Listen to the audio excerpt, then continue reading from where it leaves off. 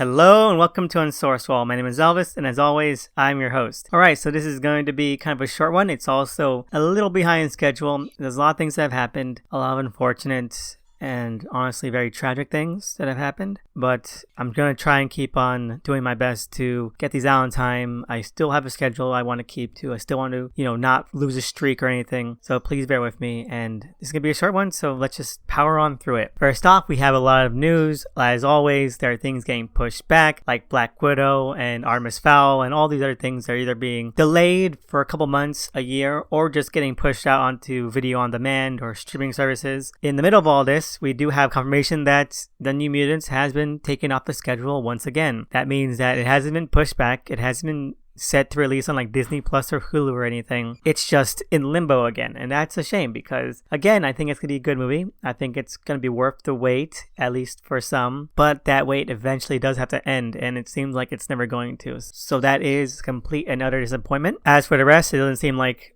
they're going to be doing too badly.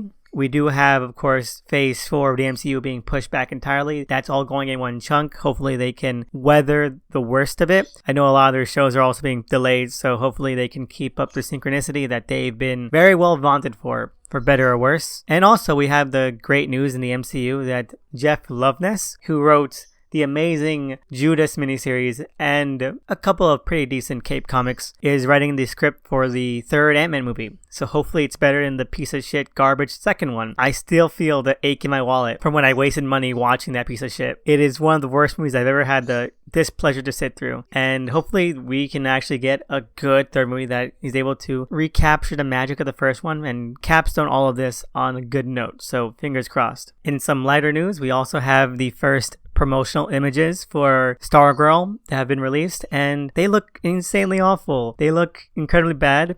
The only thing that doesn't look completely wasted is Stripe. Stripe seems to have good production value, a great design, and it seems to have solid weight. It still looks very, TV level CGI, but it's used really well, including in some preview promo spots that we've been able to see. So kudos to that, but everything else looks incredibly cheap and very bare bones CW-y. So that's not putting me at ease in terms of, the CW getting the show one day after. So that is pretty disappointing. And I guess to sort of just wrap up the news segment, we also have the insane antics of Comicsgate again, because not only, like I mentioned last week, did they try and sort of vaunt themselves as the voice of reason, as a voice of compassion. Earlier this week, they also ended up once again celebrating the mass layoffs and pencils down announcements that a lot of creators have been handed out. And once again, they've been sort of corresponding that to, oh, look, this is what being an SJW gets you. And it's ridiculous and it's insane. But of course, the grifters and the people who make these clickbait YouTube videos to rage farm did not waste any time in saying, oh, see, DC is losing out to fandom, or DC is losing out to customer response. That's not even what this is. There's a huge pandemic going on. People are dying. Ease off your brakes, you insane man children. And so that's it for news.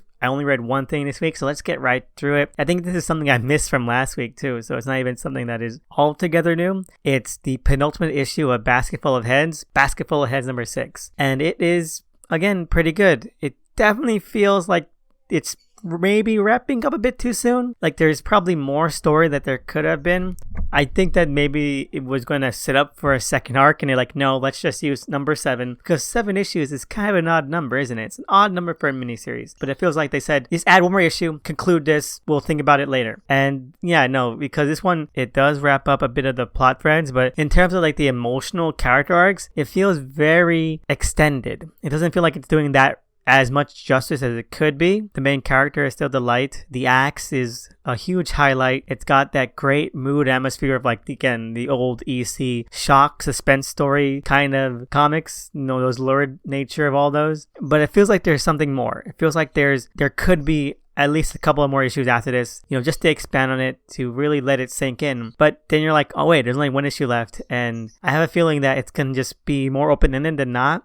We might get a season 2 of this if this does well, or if this had done well. And I wouldn't be surprised if they announced that, because it's kind of like the same thing where Second Coming had a very weak first season. And that's something I noted a lot And so I wasn't surprised when they said we're having a second season because there's so much left open. But again, it wasn't as good as this was because with Second Coming, that first season was not only just weak, but it was also just aimless and unfocused. While this one has a lot of focus, it has a very clear goal and theme and mood and atmosphere and message here. And I'm really hoping that we see more of that. And that number 7 isn't just like a completely rushed hack job that does a disservice to what came before it, because it's a pretty damn good miniseries so far. So fingers crossed, 2 thumbs up. And yeah, like I said, this is a short one because I didn't read anything else this week. I guess I've been going through a little bit more of my backlog. I have, of course, read and reread The Immortal Hulk, some of the classic Quantum and Woody issues from old Valiant when they were bought by Acclaim, and of course, rest in peace to Juan Jimenez, who did the art and co-created the Meta Barons Maxis series with Alejandro Jodorowsky. I reread that. It's still a masterpiece. It's still a work of art in every sense of the word, and it has been a real comfort. Again, rest in peace to Juan Jimenez, an amazing artist, so influential, a powerhouse in the comic community, and we will all miss him. So rest in peace, and hope his family and his loved ones get some closure. So thank you so much. And again, short episode. I would have done some,